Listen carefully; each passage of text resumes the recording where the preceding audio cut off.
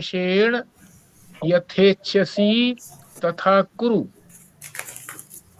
हाँ जी, खुराना जी करिए पाठ। जी। इति ते ज्ञानम अख्यातम गुहात गुहतम तरम मया विमृश्येत एतत् अशेषेण तथा इच्छसि तथा कुरु। ओम। बिमला जी।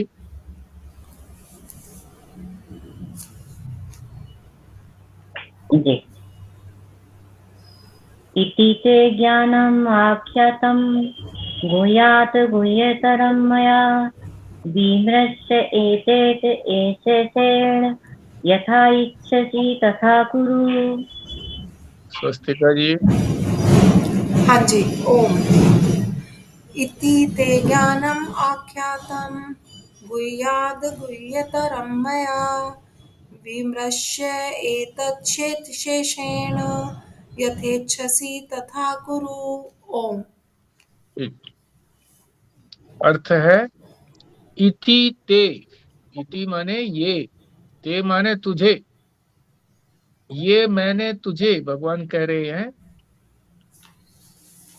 किसको? अर्जुन को, समस्त मानव जाति को कह रहे हैं कि जो ज्ञानम, जो ज्ञान का साधन है, क्या है ज्ञान का साधन? गीता, श्रीमद् भगवत गीता, वो साधन है।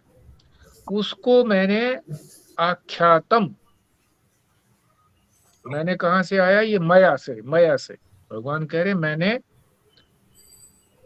इस ज्ञान के साधन को यानी गीता को तेरे को बताया। आख्या, पंजाबी लोग बोलते हैं वो मैंने तेनू की आख्या सी, वो क्यों नहीं कीता, तू दूजा काम करने लग गया, मैंने तो तुझे तेनू कुछ और आख्या सी, ऐसे बोलते हैं पंजाब। आख्या माने कहना। और ये ज्ञान कैसा है? गुह्याद, बड़ा गुह्य है, छुपाने योग्य है। और गुह्य, गुह्य तरम, उससे भी ज्यादा छुपाने के योग्य है।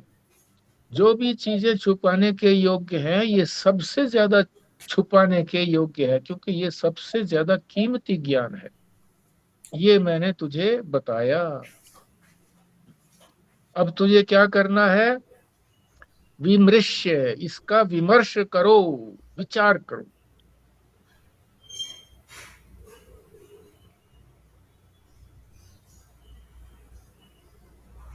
एतत्, इसका, और इस ढंग से अशेषेण, शेष कहते हैं कोई चीज बच जाए उसको शेष कहते हैं ना।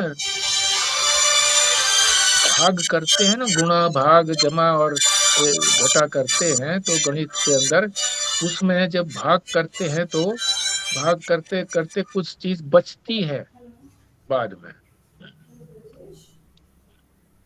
पूरा का पूरा जो है ना, कई बार भाग नहीं जाता। तो भगवान कह रहे हैं कि अच्छी तरह से विचार कर, अशेषेण, कि कोई चीज बचे नहीं, ऐसा। ये जो है गीता शास्त्र, एक एक शब्द इसका सुनने समझने और पालन करने के योग्य है। अच्छी तरह से विचार करो, कुछ बचे नहीं इसका हिस्सा। और फिर क्या करना है? यथे यथा इच्छसी, जैसी तेरी इच्छा हो तथा वैसा कुरु, वैसा करो। जैसे तेरी इच्छा हो वैसा कर, तेरे ऊपर लादना नहीं है। सनातन धर्म की यही विशेषता है कि वो ये डंडा लेकर के नहीं खड़ा होता कि इसको तू पालन कर। तेरी इच्छा है तो इसको, इस ज्ञान को प्राप्त कर। ये इसका अर्थ हो गया। अब ज्ञानम, ज्ञान किसको कहते हैं? एक ज्ञान होता है जो सिद्ध है, जिसे प्राप्त करना है, और जो उसका साधन है उसको भी ज्ञान कह दिया जाता है। जो पीछे गीता के 13वें अध्याय में बताए थे ना, 20 साधन बताए थे, तो ज्ञान के साधन नाम था उसका, ज्ञान। उनको भी ज्ञान कहा था। साधन थे मगर उनको भी ज्ञान कहा गया था, कि जो ज्ञान कराता है वो भी ज्ञान ही है, जिससे ज्ञान होता है। तो किससे ज्ञान होता है? गीता शास्त्र से। इसी गीता शास्त्र को ही ज्ञान कहा है, ज्ञान कराने वाला साधन है। और मैंने उसको, मया माने मैंने, आख्यातम, इस ज्ञान को मैंने तुझे बताया है, आख्या है, पंजाबी में कहते ही हैं। हिंदी में क्या कहते हैं? आख्यान शब्द प्रसिद्ध है। भगवान ये भी कहते हैं अर्जुन से, अगर तू मेरे पास शिष्य भाव से नहीं आया होता, मैंने कह दिया था पहले ही अध्याय के अंदर कि मैं आपका शिष्य बनता हूँ, शिष्य हूँ, मुझे सब कुछ बताइए, आप जो कुछ बताना। अगर ये शिष्य भाव तुम्हारे में नहीं आता तो गीता शास्त्र तुझे कोई नहीं बता सकता था, क्योंकि भगवान ने अर्जुन को ही तो बताया है। गीता, श्रीमद् भगवत गीता जो बोली है, अर्जुन को बताई है, तो फिर बताते ही नहीं भगवान। तुम जो आए हो, बड़े श्रद्धा से आए हो, शिष्य बन गए हो मेरे, जो कुछ आप कहेंगे वो मानूंगा मैं। ये शिष्य का मतलब होता है पालन करूंगा उसका मैं, केवल समझूंगा नहीं, पालन करूंगा, अक्षर अक्षर पालन करूंगा। अगर तू ना ही आया होता तो तुझे क्या, किसी को भी नहीं पता लगता इस ज्ञान का, गीता शास्त्र के ज्ञान का। क्योंकि मैं ही तो सब कुछ जानता हूं, इस बात को, ज्ञान को, मैं ही सर्वज्ञ हूं, और कोई कैसे बताता। व्यास भगवान भी कहते हैं शास्त्र योनित्वात्, क्या बताते हैं वो? शास्त्र ही योनि है। कौन योनि है? मैं। शास्त्रों को प्रकट करने वाला मैं ही तो हूं। योनि कहते हैं जिसमें से कोई चीज निकलती है, जैसे स्त्री की योनि से बच्चा प्राप्त होता है, इसी तरह से मैं भी योनि हूं, मेरे से ही ये निकलता है ज्ञान। तो गीता शास्त्र मेरे से ही निकला है, और किसी से नहीं निकला, और कोई निकाल भी नहीं सकता, क्योंकि मैं ही सर्वज्ञ हूं।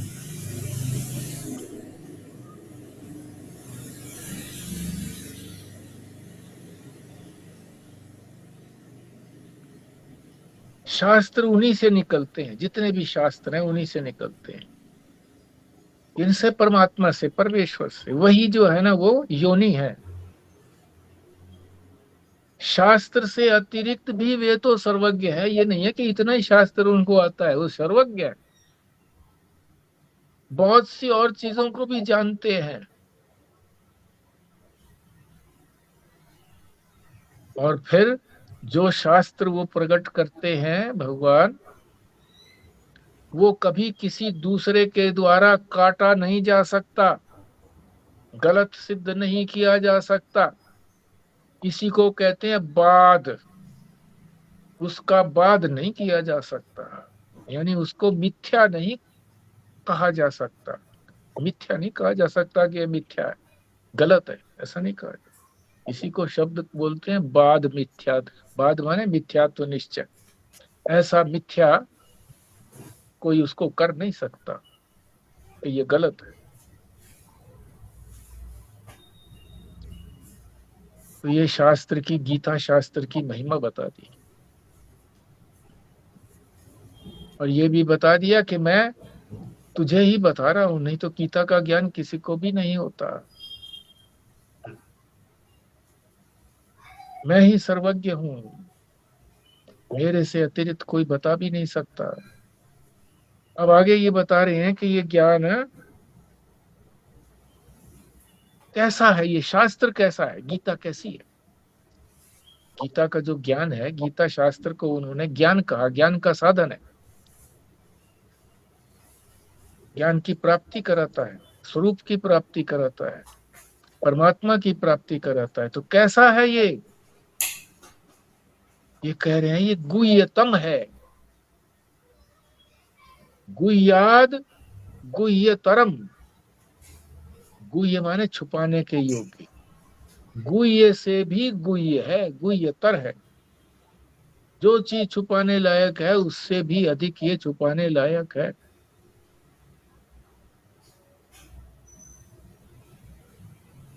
जो चीज छुपाई जाती है उसी को ही गुह्य कहा जाता है। हमारे जो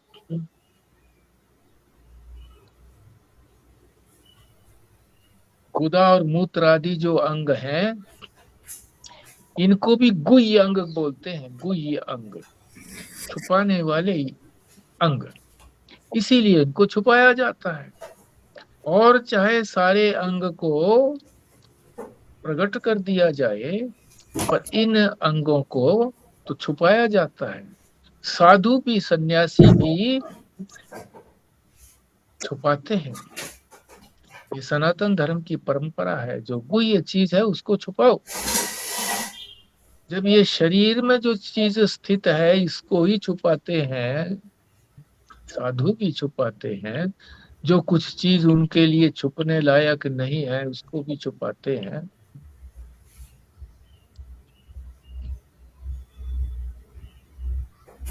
तो ये जो ज्ञान है ब्रह्म, ब्रह्म विद्या है। गीता जो है ये ब्रह्म विद्या बताया गया है।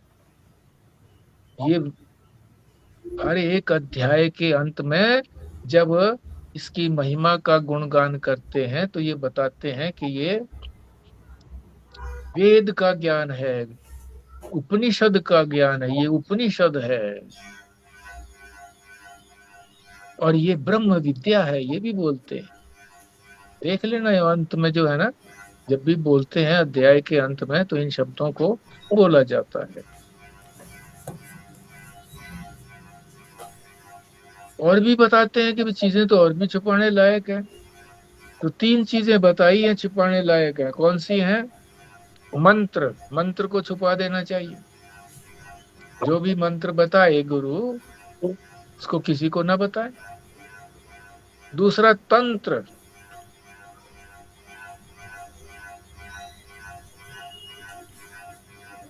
तंत्र भी एक विद्या है।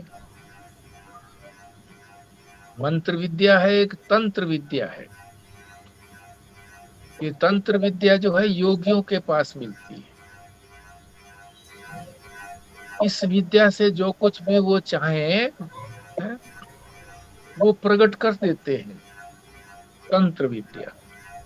तीसरा है औषध, यानी उस तंत्र विद्या को भी वो भी छुपाने लायक है, जल्दी सी नहीं बताना चाहिए। जो उसका अधिकारी है, जो योग्य है उसके, उसी को बताना चाहिए। तीसरा है औषध, औषध को भी किसी को नहीं बताना चाहिए। अब ये मंत्र क्यों नहीं बताना चाहिए? महाराज जी ने विस्तार से बताया है कि भाई किसी को मंत्र बता दिया और वो उसको लगा क्या बता दिया, राम नाम, राम राम भजो, ये मंत्र बता दिया। तो लगता है ये तो बहुत सरल है, ये कोई मंत्र हो या तो कठिन होना चाहिए था मंत्र। तो इससे क्या होगा? कुछ नहीं होगा।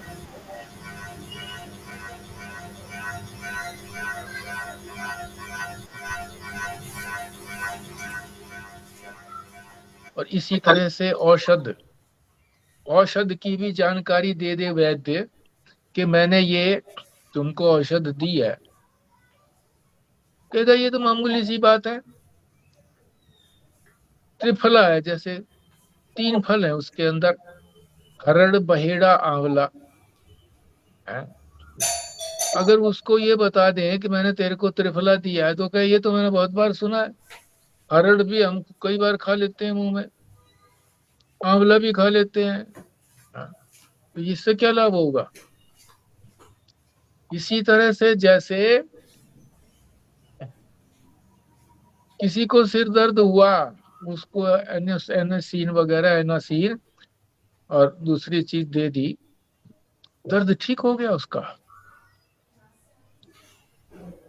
अब वो पूछे कि क्या गोली दी थी, अगर वो कह दें कि ये तो एस्प्रो या एनासीन दी थी, अरे ये क्या बात हुई, ये तो कुछ नहीं बात हुई। पहले से ही उसको बता दो कि भाई हाँ ये दिया मैंने तेरे को, तो खाएगा ही नहीं।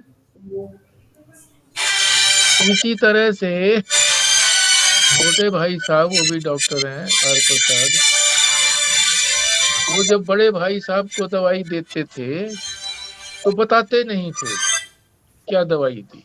वो कहते आप खाओ, आपको आराम आ जाएगा। तो कई बार उनको जो दिल धड़कता था तो वो क्या देते थे, डाइजापाम मन को शांत करने के लिए दे देते थे। एक बार वो बड़े भाई साहब की इच्छा हुई, मेरे से पूछा ये बता तो सही, वो तो बताता नहीं है। कई बार मैं भी बैठा होता था उनकी क्लिनिक में, क्या देते हैं, मुझे पता भी था क्या देते हैं, बताओ। मैंने कहा वो तो डाइजापाम देते हैं।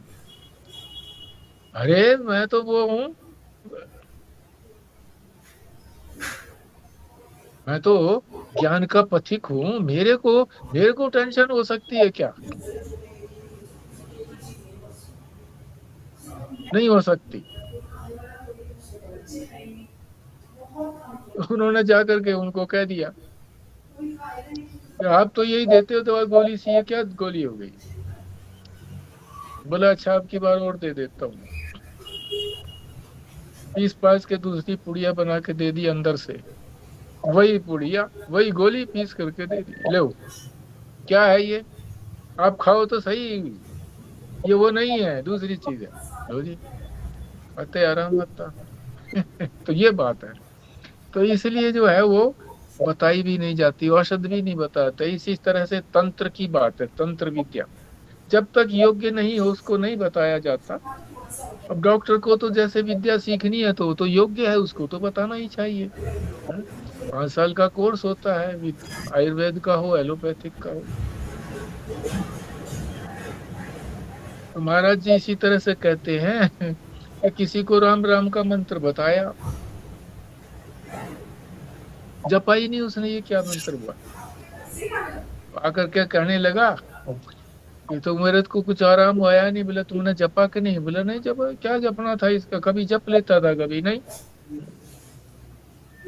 तो बोले आप उस महात्मा के पास जाओ। महात्मा को सारी बात बता दी उसने, तो भाई ये बात थी। किसने बता दी? जिसने मंत्र दिया था, गुरु ने। तो जब वो उसके पास आया तो उसने कहा देखो मैं मंत्र तो देता हूँ पर मैं 10,000 रुपए की दक्षिणा लूंगा, तब दूंगा, ऐसा नहीं हुई, बहुत बड़ा कीमती मंत्र है और इतना महंगा है तो ये जरूर असर करेगा। उसने सोच लिया, किसने? जो मंत्र लेने आया था गुरु के पास। और ये भी कह दिया अगर एक दिन भी जप नहीं करेगा तो तेरा सारा घर नष्ट हो जाएगा, और दोबारा अगर फिर पूछेगा तो फिर लाख रुपए की दक्षिणा लूंगा, फिर 10,000 से काम नहीं चलेगा। मान गया वो, हाँ जी ठीक है, बात जरूर करूंगा। मंत्र वही दिया राम राम का, मंत्र तो वही होना था। अब वो इस डर से करता रहा कि नहीं भी मैंने किया एक दिन भी तो मेरा घर नष्ट हो जाएगा, और फिर दोबारा पूछूंगा तो 1 लाख देना पड़ेगा, दंड लग गया। तो करने लग गया, करने लगा तो उसको परिणाम मिला उसका। फिर जाकर के कहने लगा जी हाँ मेरे को तो फायदा हो गया जी। तो ये बात है, इसलिए जो है ये छुपाने वाली बात को महाराज जी ने इस तरह से बताया है। भगवान ने कहा कि ये छुपाने से भी अधिक छुपाने लायक है, कोई ये है, इसे छुपाना ही चाहिए, योग्य के बिना नहीं बताना चाहिए। और जो था अर्जुन था, योग्य भी था, और इसलिए शिष्य भी बन गया था, इसलिए उसको बताया। इति ते ज्ञानम आख्यातम, इसलिए इस ज्ञान को मैं तुझे बता रहा हूं।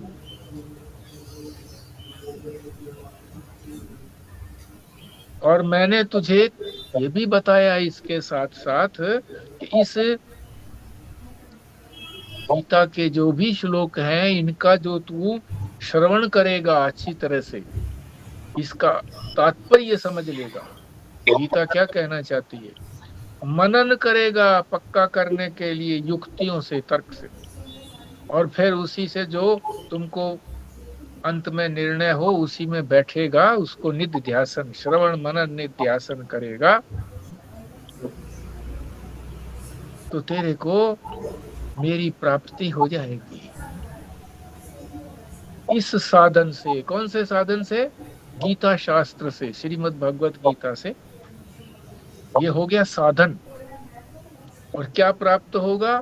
भगवान प्राप्त होंगे, उनके स्वरूप का पता लगेगा, अपने स्वरूप का पता लगेगा, वो हो गया साध्य। एक होता है साधन, एक होता है साध्य। साधन से यानी किसी उपाय से, साधन माने उपाय, और उस उपाय के करने से क्या प्राप्त होता है? साध्य। ताला खोलना चाहते हैं, उसका साधन क्या है? चाबी। ये चाबी लो, इससे खोलो, तो वो तो हो गया साधन, चाबी तो। और ताला खुल जाएगा, वो हो गया साध्य। ये ताला खोलना चाहते थे तो ये चाबी लो।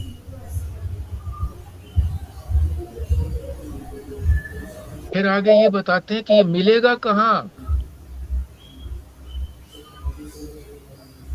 उसको भी बता दिया कि ये फिर गुहा में मिलेगा। गुहा में मतलब होती है गुफा। गुफा के अंदर जब जाना होता है तो अपने साथ कोई आडंबर लेकर के नहीं जाते कि हाँ वो पिट्ठू बैग भी लेकर के जाए, थैला भी लेकर के जाए, नहीं, सब कुछ उतार के जाना पड़ता है।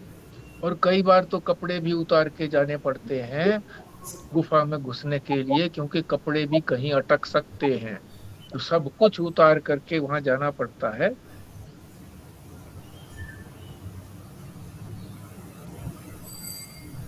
अपने स्वरूप की जो प्राप्ति होनी है, भगवत स्वरूप की जो प्राप्ति होनी है, वो सब कुछ जो उसके ऊपर उपाधियां हैं, मेरे ऊपर भी उपाधियां हैं, जीव के ऊपर भी। जीव के ऊपर उपाधि क्या है? अविद्या की,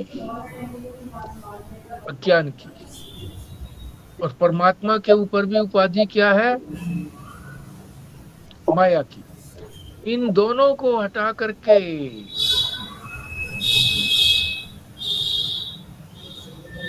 तब तू अंदर घुसेगा, तो जो माया रूपी उपाधि है वहां पर जो है वो नंगा बैठता है, अपनी माया की उपाधि नहीं रखता। माया की उपाधि तो उस गुफा से निकल करके जब इस सारे संसार में आता है तब इस संसार को चलाता है माया से।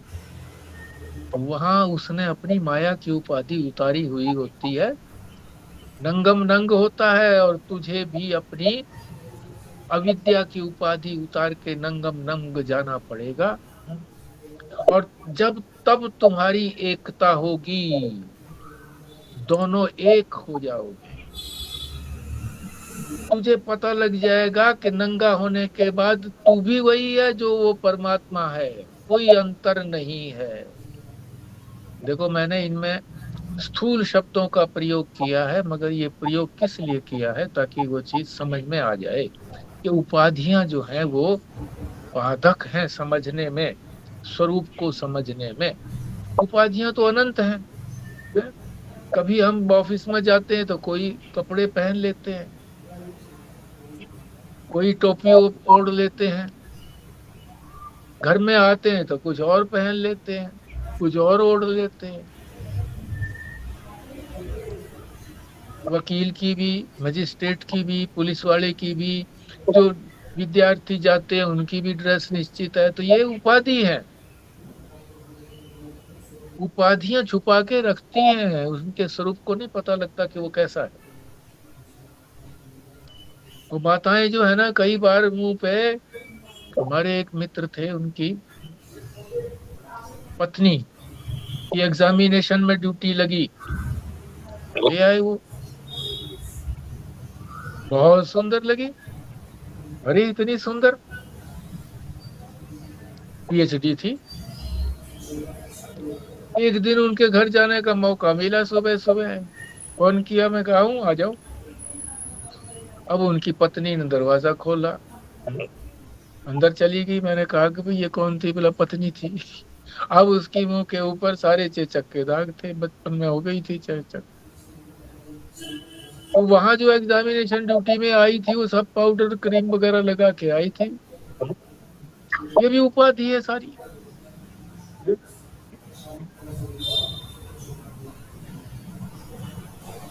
तो कह रहे हैं कि वो कहाँ मिलेगा? हृदय गुहा के अंदर, हृदय रूपी गुफा के अंदर मिलेगा। कौन? परमात्मा, जिसको ढूंढना है। गुफा, वेद ने भी कहा है, उपनिषद ने कहा है, क्या कहा है? सत्यम ज्ञानम अनंतम ब्रह्म। जो ब्रह्म है वो सत्य भी है, ज्ञान भी है, अनंत भी है। और यो वेद निहितम गुहायाम, उसको गुफा में जो छुपा हुआ है, हृदय गुफा में, वहां पर उसको पाओगे, जानोगे, वहां पर जानो। ये कहा है वेद, उपनिषद में। यानी वो सत्य, सत्य ज्ञान है, सत्य है, ज्ञान है, अनंत है, और वो हृदय गुफा में मिलेगा। हृदय गुफा, हमें पता ही है कि यहाँ पे छाती पे जब हाथ मारते हैं हम, यही तो है हमारी बुद्धि गुफा कहो, उसको हृदय गुफा कहो, एक ही बात है। वहां पर वो छुपा हुआ है। जब हम अपना अहंकार छोड़ करके, अहंकार क्या मतलब है? कि ये शरीर मैं हूँ, इंद्रियां मैं हूँ, मन बुद्धि आदि मैं हूँ, ये सब मैं मानना छोड़ दोगे तो हमारी उपाधि अलग नहीं रहेगी। इसको छोड़ करके अगर उसमें गुफा में जाओगे, तब वो समझ में आएगी कि हाँ ये उसका रूप है। जब तक अपने में कपट रखेंगे कि मैं तो ये भी हूँ, ये भी हूँ, ये भी हूँ, तो तब तक वो नहीं मिलेंगे। छुपे हुए हैं गुहा पर, हृदय रूप की गुफा में। वहां उनका शुद्ध रूप है, ये हमारा शुद्ध रूप है ना। और वो भी जो है ना, शुद्ध रूप में बैठे हैं वहां पर। माया की उपाधि उन्होंने भी हटा दी है, उनकी तो एक ही उपाधि है माया की। हमारी अविद्या की उपाधि के अंदर ये बहुत सारी चीजें हैं, इन सबको मिला के अविद्या कहते हैं। इसको मैं जानना, इन सब चीजों को, शरीर इंद्रिय मन आदि को, ये अविद्या है हमारी। ये अविद्या छोड़ करके मैं ये हूँ, अहंकार, इसको छोड़ के जाएंगे, और वह वहां पर वो भी अपनी उपाधि छोड़े हुए मिलेंगे। वो भी मिलने को उत्सुक हैं, और आप जब मिलने को उत्सुक होंगे तो सारी उपाधियों को छोड़ करके वहां जाओगे। अंत में फिर भगवान कहते हैं श्लोक के अंदर ही कि जो गीता शास्त्र मैंने तुमको बताना था जितना, वो सब बता दिया। अब इन सारी बातों को आगे पीछे, आगे पीछे की, यानी प्रारंभ में क्या बताया और सबसे बाद में क्या बताया, इन दोनों को, आगे पीछे को अच्छी तरह से विमर्श करो। विमर्श शब्द लिखा है ना श्लोक के अंदर। विमृश्य एतत्, इसका, अशेषेण, कोई चीज छोड़ो मत। इसीलिए महात्मा लोग जो भी प्रवचन करते हैं, किसी पुस्तक को उठाते हैं, तो एक एक शब्द उसका कोई छोड़ते नहीं है। कई महात्मा जो है ना, गीता के पहले अध्याय को छोड़ देते हैं, लंबा भी है और उसमें जो है ना सेनाओं का वर्णन है, कैसी कैसी सेना थी, कैसे कैसे यंत्र थे, कैसे कैसे बजा रहे थे, ये बता रहे थे, बताया जाता है वहां पे ज्यादातर। और दूसरे अध्याय में भी 10 श्लोकों तक को छोड़ देते हैं, आगे से शुरू करते हैं, पर कहा है कि नहीं, आद्योपांत। आद्योपांत का अर्थ होता है आदि से लेकर के, शुरू से लेकर के अंत तक उसको पढ़ना चाहिए, बताना चाहिए। इसी को आगे पीछे वाले शब्द को साहित्य के अंदर या यही ज्ञान मार्ग में कहेंगे अनुपूर्वी। अनुपूर्वी, अनुपूर्वी, पूर्वी माने जो पहले कहा गया है, अनु माने बाद में, जो बाद में कहा गया है। इन दोनों को आदि से लेकर के अंत तक का पूरी तरह से विचार करो। विचार को ही विमर्श कहते हैं। और उसका कैसा विचार करो, कोई चीज छोड़ो मत, उसमें कोई भी बात गलत नहीं कही गई है, एक भी शब्द जो है वो फालतू नहीं कहा जाता है, कोई ना कोई उसका अर्थ होता है।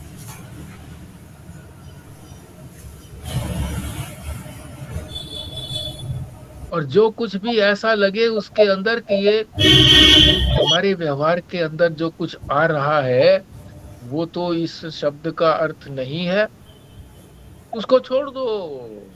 उस शब्द का जो अर्थ है उसी को ही ध्यान में रखो। जो हमारे अनुभव में आता है उसका निषेध कर दो। हमारे अनुभव में तो नाम और रूप भी आते हैं, नाम रूप और कर्म सारे संसार में। छोड़ दो इनको, नाम रूप कर्म को छोड़ दो। तभी तो वो ये उपाधि है, नाम रूप कर्म, इन उपाधियों को छोड़ दो तो वो प्राप्त हो जाएगा, उसका निषेध कर दो। अब इसमें कई शब्द जो है टेक्निकल आ रहे हैं, वो भी समझने जरूरी हैं। निषेध अवधि, निषेधावधि, पुस्तक सामने रखे होंगे तो आपको। अब ये नीचे वाला प्रश्न जो था ना, जो श्लोक वाला प्रश्न था वो समाप्त हो गया था, हो गया है। दूसरा जो प्रश्न है पूरा पेज, वो भी समाप्त हो गया। अब उससे आगे जो प्रश्न है जहां पर अब हम चल रहे हैं, चलेंगे, वहां शब्द आया है निषेध अवधि, निषेधावधि। पुस्तक सामने रखोगे तो पूरा तुमको ये भी पता लगेगा कहाँ कहाँ चल रहे हैं। निषेध अवधि, निषेध अवधि का मतलब क्या होता है कि अब उसका निषेध नहीं किया जा सकता, अब उसको नकारा नहीं जा सकता। अब उसके बाद कोई उपाधि बचती नहीं है। जब सारी उपाधियों को हमने उतारना है तो यही कहते हैं कि ये है नहीं, ये है नहीं, ये है नहीं, ये है नहीं। जब कुछ बचता ही नहीं उसको कहते हैं अशेष। अब कुछ बचा ही नहीं, अब निषेध करने के लिए नहीं बचा कुछ, नकारने के लिए नहीं बचा, मगर बचा तो सही। क्या बचा कि उसको इनकार नहीं किया जा सकता इसको चिन्ह मात्र भी कहते हैं ना? है। इसको चिन्ह मात्र कहते हैं ना? स्वरूप है ये चिन्ह मात्र, चिन्ह मात्र स्वरूप बच गया, आत्मा बच गई, परमात्मा बच गया। ये सारे शब्द एक ही अर्थ को बताते हैं, चिन्ह मात्र को। अपना स्वरूप भी वही है, चिन्ह मात्र स्वरूप है, परमात्मा का स्वरूप भी चिन्ह मात्र है।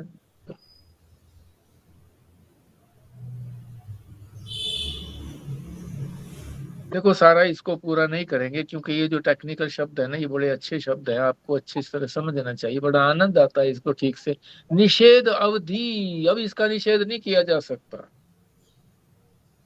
महाराज जी ने किसी स्थान पर बताया है कि मेला लगा था, एक दंपत्ति नया नया विवाह हुआ था, पति पत्नी देखने के लिए गए वहां पर,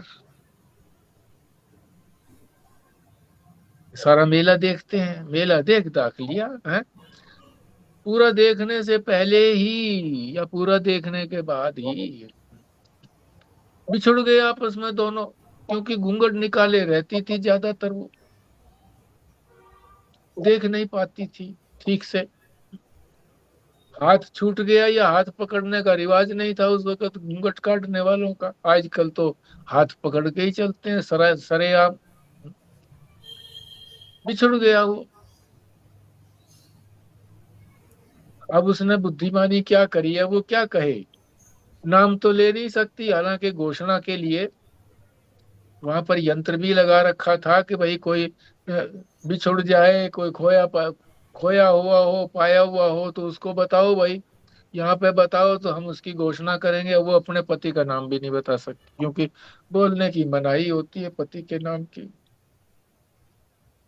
अब उसने बुद्धिमानी क्या की कि गेट पे जाके खड़ी हो गई।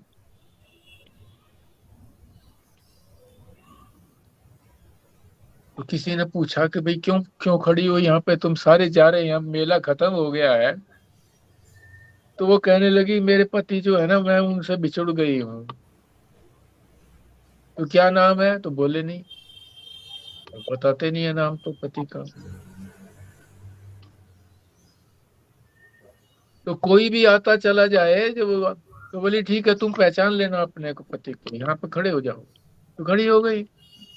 वो पूछते जाते, ये है, गर्दन हिला देती। फिर कोई और आता, ये सब पर गर्दन हिलाती चली गई, नकारती चली गई, निषेध करती चली गई। भाई बोली नहीं, निषेध, गर्दन हिलाती चली गई, नहीं नहीं नहीं, नहीं ऐसे करती चली। अंत में एक व्यक्ति आया, उन्होंने उसकी तरफ इशारा किया, तो कुछ नहीं बोली, निषेध नहीं किया उसने। हम तो नीचे गर्दन कर देते हैं ना, पर उसने कुछ नहीं किया, हाँ नहीं भरी गर्दन से भी, बोली नहीं कुछ भी। अब वो समझ गए कि भाई हाँ, जितने आदमियों आए हैं उनको तो सबको नकार दिया है, अब ये आया है तो यही इसका पति है, और वो उसके पीछे पीछे चल दी। तो ये निषेध अवधि, अब उसका निषेध नहीं किया जा सकता, सबको तो नकार दिया था उसने, कोई भी बचा नहीं था, वो भी ढूंढ रहा था, वो इधर उधर ही ढूंढे जा रहा था अंदर भी, इसलिए उसको भी देर लगी, सारे निकल गए, वो बच गया था। तो वो तो बचता ही है जब कोई निषेध न किया जा सके किसी का, तो उसको कहते हैं निषेध अवधि। अब उसकी निषेध की अवधि समाप्त हो गई, अब निषेध नहीं किया जा सकता। अब उसको फिर क्या बोलते हैं, अशेष, कि अब कुछ बचा नहीं है, बस बचा नहीं है, जो छोड़ने लायक था वो नहीं बचा है सब।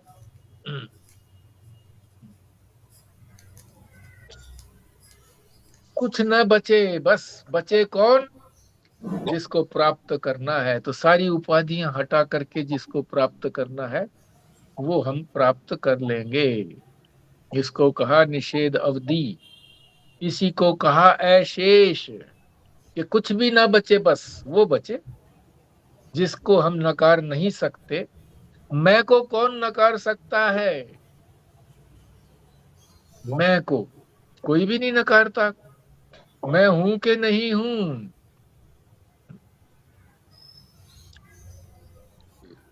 जब ज्ञानी से पूछते हैं शरीर पे हाथ लगा करके कि ये पैर तुम हो, जो कहता नहीं, दूसरा पैर नहीं, ये हाथ ये नहीं, ये दूसरा हाथ नहीं, हा? ये धड़ ये नहीं, ये सिर ये नहीं, मन बुद्धि आदि सब सारे नकार दिए, इंद्रियां सारी नकार दी, हा? अब कुछ बचा ही नहीं। अब बचा तो फिर, अब किसी ने कहा कि ये तो कुछ बचा ही नहीं, तुम तो जीरो हो गए। बोले नहीं, मैं तो हूं, ये रहा मैं को नहीं नकार सकता कोई भी नहीं नकार सकता, एक की बात नहीं है, कोई भी नहीं, इसीलिए सब मैं बोलते हैं, मैं। उसी मैं को खोजने पर वास्तविक मैं मिल जाता है। रमन महर्षि यही कहते हैं, कोई भी प्रश्न पूछते हैं उनसे तो कहते थे मैं की खोज करो, मैं का अनुसंधान करो तो वहीं पहुंच जाओगे।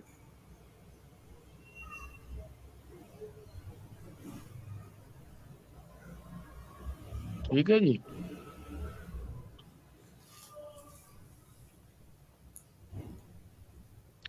तो जो चीज निवृत्त हो सकती है, छोड़ी जा सकती है, उसको निवृत्त करने के बाद पैर भी तो कट जाते हैं, काट दिए जाते हैं, फिर भी जिंदा रहता है कि नहीं आदमी? हाथ भी कट जाते हैं तो भी जिंदा रहता है कि नहीं आदमी? है?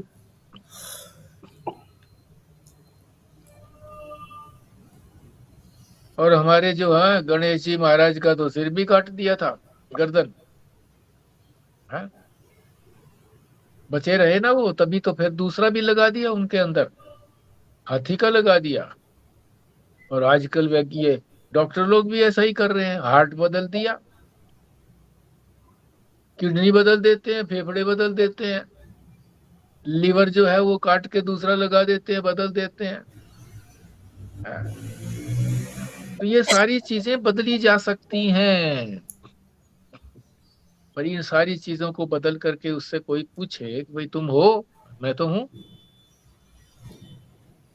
जब तक उसके अंदर ये मैं बुद्धि है तब तक समझो कि वो है।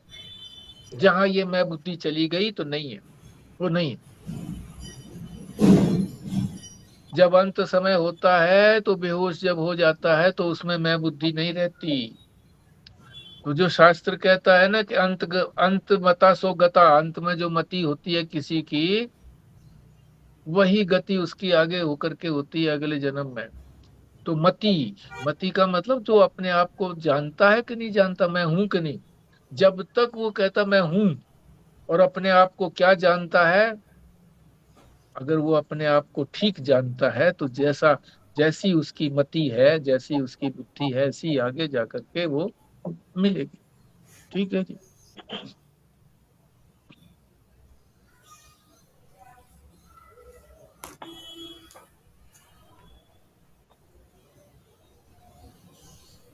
तो क्या क्या चीजें हटानी है? अहंकार, अहंकारी प्रमुख है।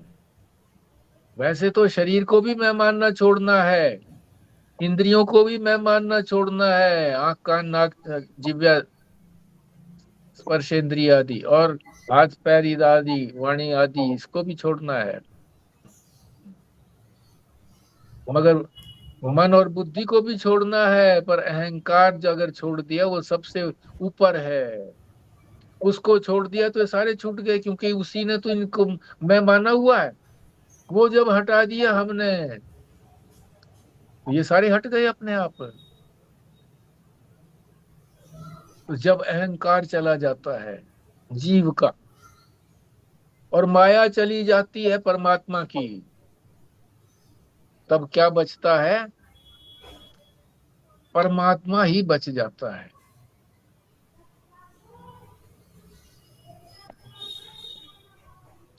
इसी के अंदर और भी रहस्यपूर्ण बातें महाराज जी ने भर रखी हैं। ये अंतिम पैरा ही है, इसको हम कल करेंगे। मगर ये क्यों यहाँ पर हमने छोड़ा इसको, शायद हम इसको पूरा कर भी लेते, और शायद करने लगते तो इतना न्याय नहीं होता, जस्टिस नहीं होता, क्योंकि इसमें भी गंभीर बातें हैं, 2-3 गंभीर बातें हैं, वो अच्छी तरह से समझनी चाहिए।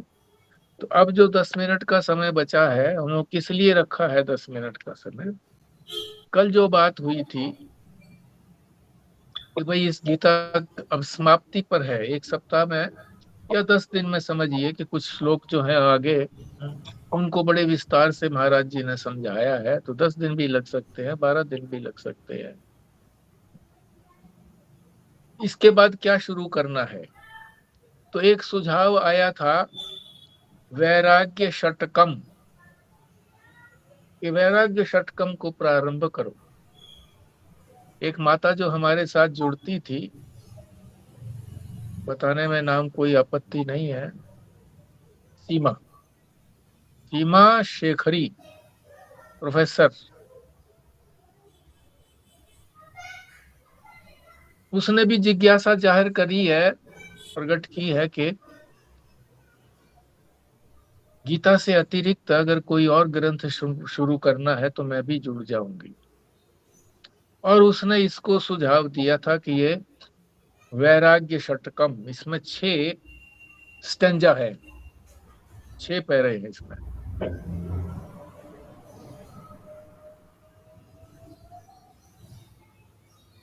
तो ये किसी और साधक को भी पसंद आया, मैंने भी फिर इसको देखना शुरू किया। अब ये तो ऐसा लगा कि ये तो स्वयं स्पष्ट है, अपने आप में ये तो स्पष्ट है, सीधा है, बिल्कुल समझने लायक कुछ नहीं है। शब्दावली जो प्रयोग की गई है उसमें कोई रहस्य नहीं है। मैंने ये कोशिश की, नेट पे भी कोशिश की और पुस्तकों से भी देखने का प्रयत्न किया कि इसके बारे में किसी ने विस्तार से समझाया हो तो हम उसका आसरा लेकर के, अपना कुछ जोड़ करके, अपनी बुद्धि से हम उसको विस्तार से करें। किसी ने भी नहीं समझाया इसको, केवल शब्दों का अर्थ जो पहले से ही स्पष्ट है।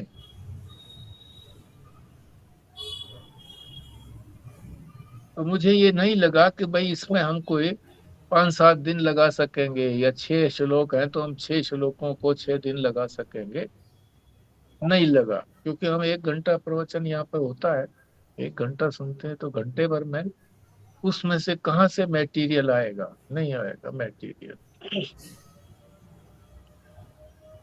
तो जिसको ये सुझाव अच्छा लगा था वो भी पुनर्विचार करे, अपने आप सोच करके देखे कि भाई हाँ, इसमें कोई एक शब्द में 2-3-4 सेंटेंस कोई उसमें बताए जा सकते हैं क्या। अगर बताए जा सकते हैं तो मुझे भी बताने का प्रयत्न करे। एक तो बात ये कहनी थी मैंने, ये अपने मन की बात बताई है, मुझे तो कोई आपत्ति नहीं है, उसको भी शुरू कर सकते हैं। पर मैटर जो है ना, आप भी तो नहीं है, है जी, संस्कृत में तो नहीं है ना, नहीं हिंदी। है संस्कृत में नहीं है। ठीक है। वैराग्य षटकम, आप इसको निकालेंगे मोबाइल के अंदर, उसका या जो आपका पुत्र जो है वो, जो है ना वो बहुत बड़े पुस्तकों को रखता है, तो पुस्तक भी उसके पास होगी वैराग्य षटकम, उससे पढ़ के देखना। हाँ जी बोलिए। उसका नाम निर्वाण षटकम है। हाँ निर्वाण, मैंने वैराग्य बोल दिया गलती से।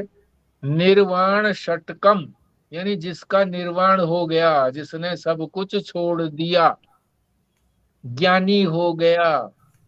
जैनियों के यहाँ निर्वाण को माना जाता है, निर्वाण, भाई उसका निर्वाण हो गया है। निर्वाण षटकम, इसको नोट कर लो, याद रखो, निर्वाण षटकम। ये मैं ग्रुप पे भेज दूंगी, जो मैंने भेजा था आपके पास, मैं आपको भेज दूंगी वो तो। ठीक है, ठीक है। तो इसमें देखना क्या चीज कोई समझ में नहीं आई है तो बताना फिर, है नहीं। और कितने दिन लगाए जा सकते हैं ये भी बताना, सभी बताना। ये नेट पे भी मिल जाएगा ना, नेट पे है सस्ती का। हाँ नेट पे है, नेट पे भी है। पुस्तक भी तुम्हारा बेटा है तो उससे भी कह के पुस्तक कोई हो तो दे दो। ऐसे नहीं है, पुस्तक ठीक है। इसकी नहीं होगी क्योंकि ये तो 6 ही श्लोक है। षटकम का मतलब वैसे ही 6 श्लोक है, ये श्लोक। और ये आदि गुरु शंकराचार्य के ही हैं, पर ये 6 श्लोक ही हैं। ये कोई है। 6 श्लोक ही तो है, पुस्तक कहाँ होगी, ये तो श्लोक है वैसे ही, आदि गुरु शंकराचार्य के ही हैं। हाँ नहीं, शंकराचार्य के तो पुस्तक रूप में तो होंगे, ऐसा नहीं है, नहीं होंगे। वैसे नहीं बोलते आदि गुरु शंकराचार्य जी। उपासनाओं के भी बहुत सारे स्तोत्र हैं, उनकी पुस्तकें हैं उनकी। उन्होंने थोड़ी बनानी है पुस्तकें, तो लोगों ने बनाई हैं, महात्माओं ने बनाई हैं कि भाई इसको जो है ना बताएंगे, उच्चारण करने के लिए बोलेंगे कि भाई हाँ इसका उच्चारण किया करो, मन में इसका ध्यान किया करो कि जो जो बात कही गई है वो मेरे में है कि नहीं है, ये बात है जी। ये अनुसंधान के लिए तो हो सकता है, अपने अंदर उन चीजों को लाने के लिए तो ये इसको पढ़ा जा सकता है, समझा जा सकता है। और समझने वाली चीज शायद नहीं है, तो आप लोग बताना कोई चीज समझने वाली जो नहीं आई हो तो बताना। दूसरा यही कह रहा था मैं इसी संदर्भ के अंदर, आध्यात्म रामायण जो है, एक तो रामायण रामचरितमानस, ये तो इतिहास है, जो कुछ हुआ है वो सारा का सारा तुलसीदास जी ने कहा है, मगर उसके अंदर ज्ञान की बातें भी उन्होंने कही है और बड़ा विस्तार से है। आध्यात्म रामायण भी कम नहीं है। तो आध्यात्म का अर्थ है, आध्यात्म यानी जो हमारा इस शरीर के अंदर है। शरीर के अंदर क्या है? आत्मा है। उस आत्मा की रामायण क्या है, उसको कहते हैं आध्यात्म रामायण।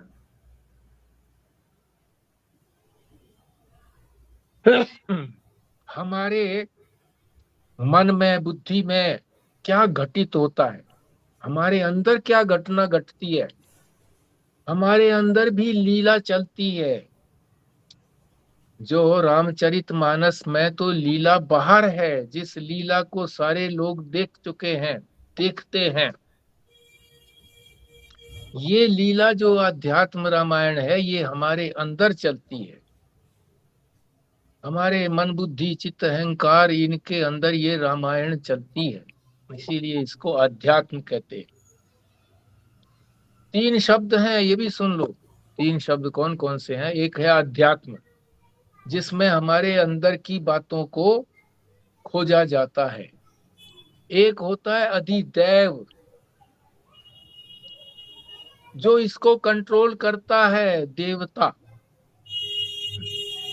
वो देवताओं का ज्ञान, वो देवता कैसे हैं, किसको कंट्रोल करते हैं, वो है देवता।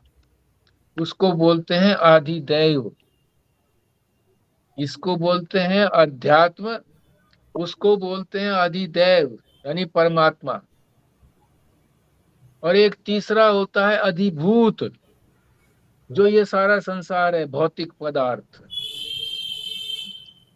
सारा संसार, पृथ्वी जल तेज वायु और आकाश, ये सारा जो संसार है, इसको बोलते हैं अधिभूत। इन सब का ज्ञान को कहते हैं अधिभूत ज्ञान। परमात्मा के ज्ञान को कहते हैं अधिदैव ज्ञान, और इसके ज्ञान को कहते हैं आध्यात्म ज्ञान। और ये जो आध्यात्म रामायण है, ये जो लीला हो रही है अंदर, वो तो बाहर की लीला है, हम हर वर्ष देखते भी हैं, बचपन से देखने लगे हैं, अभी तक भी कभी कभी अवसर मिल जाता है, देख लेते हैं। बाहर की लीला है, ये अंदर की लीला है। मगर लीला कौन कर रहे हैं? वही देवता, अध्यात्म। आध्यात्म के अंदर लीला कर रहे हैं वो, परमात्मा लीला कर रहे हैं। और इस लीला को देख कौन रहा है, जान कौन रहा है? जीव। जब इस लीला के अर्थ को वो समझ जाएगा,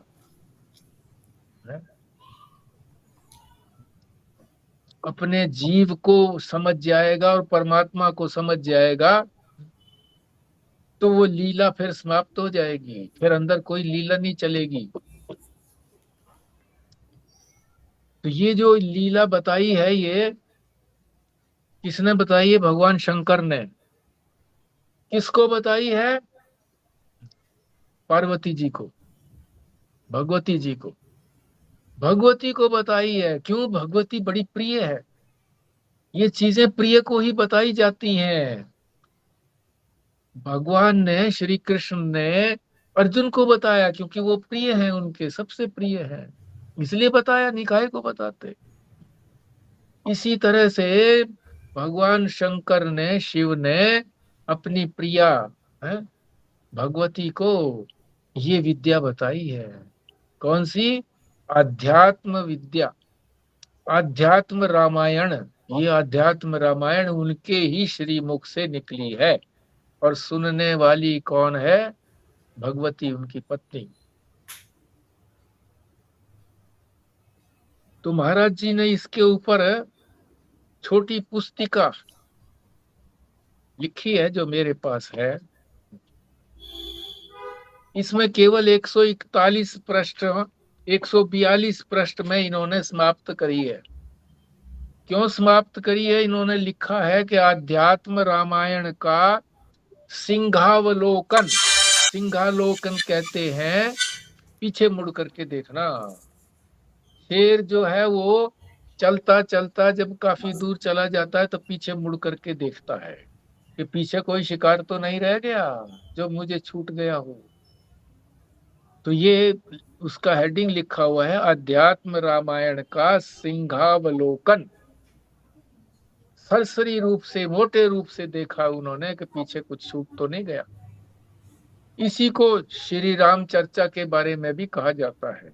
कई लोग श्री राम चर्चा के बारे में भी इसको हेडिंग दे देते हैं, पर अध्यात्म रामायण जो है ये प्रसिद्ध है। और ये गीता प्रेस गोरखपुर से भी मिल जाता है।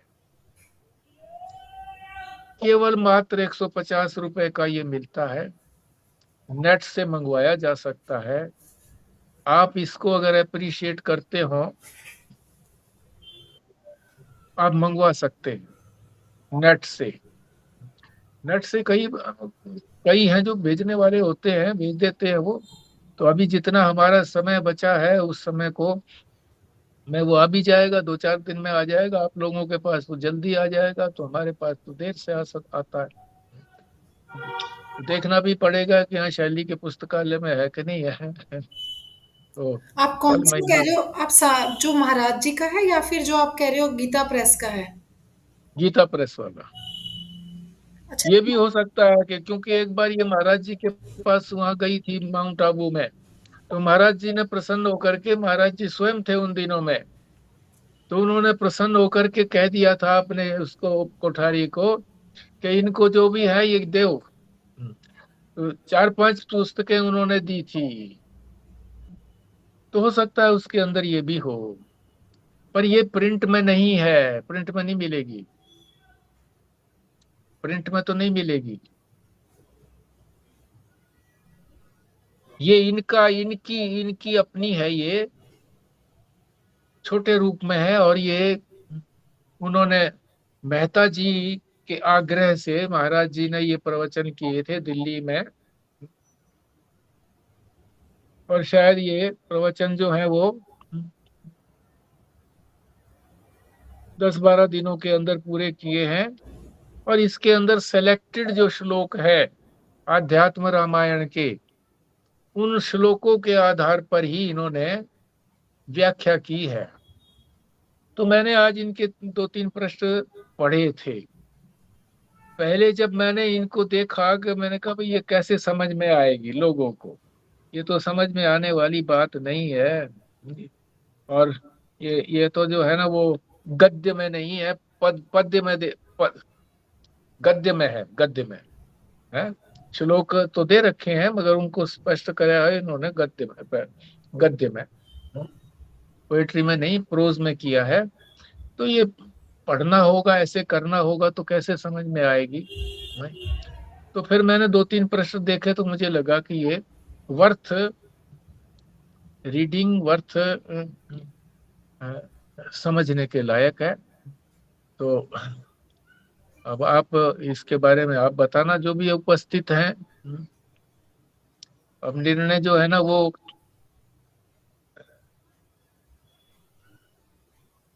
जो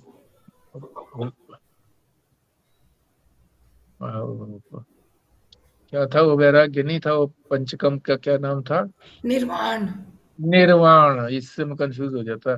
निर्वाण षटकम उचित रहेगा, ये उचित रहेगा। निर्वाण षटकम की बात खत्म हो गई। अब हम एक ही अच्छा। डिसाइड करते हैं। अब ये जो अध्यात्म रामायण आपने बोला है, इसके हाँ ऊपर एक बात करेंगे।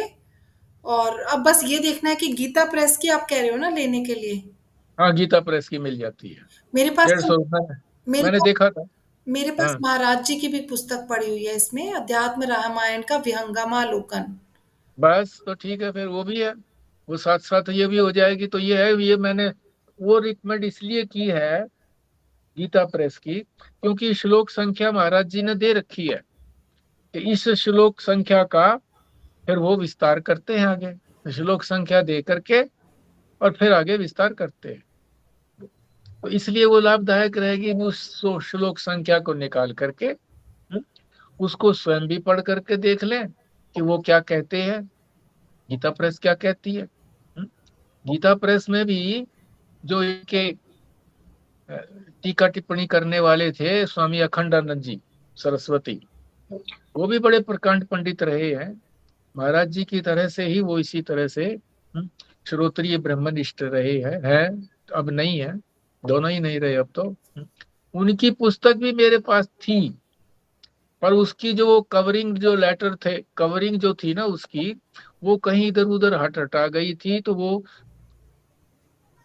शिफ्ट करने के अंदर उसके कई पृष्ठ जो थे पहले वाले नहीं मिले। उसको भी मैं लाना चाह रहा था कि दोनों की कंपैरेटिव हो जाएगी। पर वो उनकी तो मिल सकती है, उनकी तो मिल सकती है अध्यात्म रामायण के नाम से। और मेरे पास वो कटी फटी सी थी, इसलिए मैं उसको छोड़ आया, इनको ले आया महाराज जी वाली को। तो अब मैं ये देखता हूँ कि यही उपयुक्त है।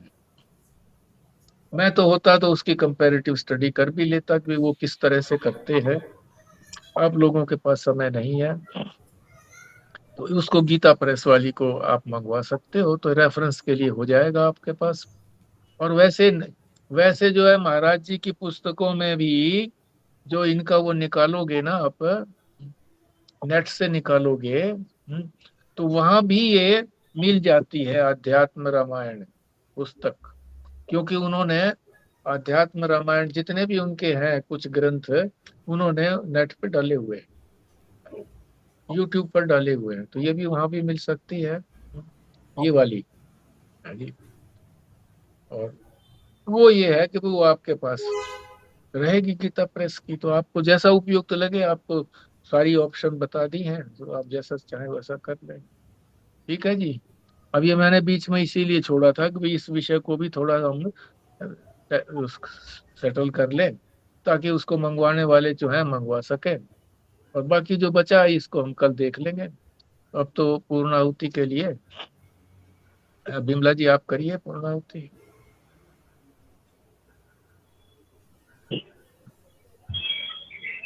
ओम पूर्णमदः पूर्णमिदं पूर्णात् पूर्णमुदच्यते पूर्णस्य पूर्णमादाय पूर्णमेवावशिष्यते।